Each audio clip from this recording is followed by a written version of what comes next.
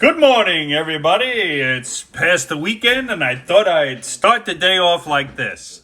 This is Bailey. I follow Bailey. She doesn't do stitches on her videos, or else I'd do that.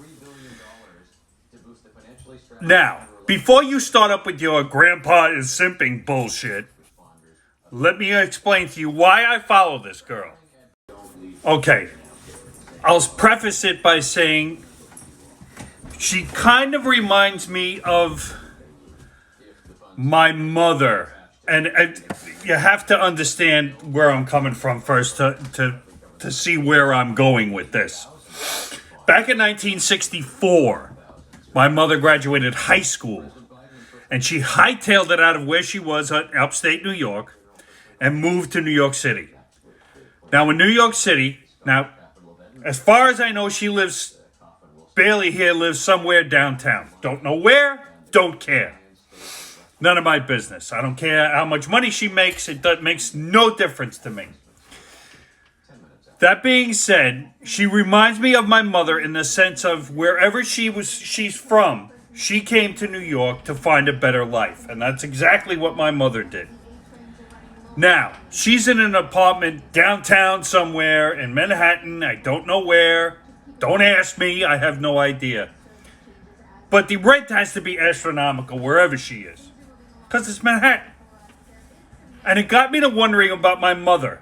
Because she's just as thin as my mother was back in 1964. But my mother lived downtown in what was, back then, housing for women. I guess is the way I could describe it. And the rent was $25 a week. A week. And this is like Gramercy Park, I want to say. My father also lived in Gramercy Park, and that's where they met. And my mother, who graduated in 1964, June, was married by June of 1965. Okay? That's how fast things used to go. But she reminds me of my mother being downtown and being full of life, because my mother's life has been drained from her because of me and my sister. It's just weird to you people, but in my mind, it's just a generational thing of how my mother used to live and how she lives now. It's totally different from back in 1964, and I find it fascinating. Booyah!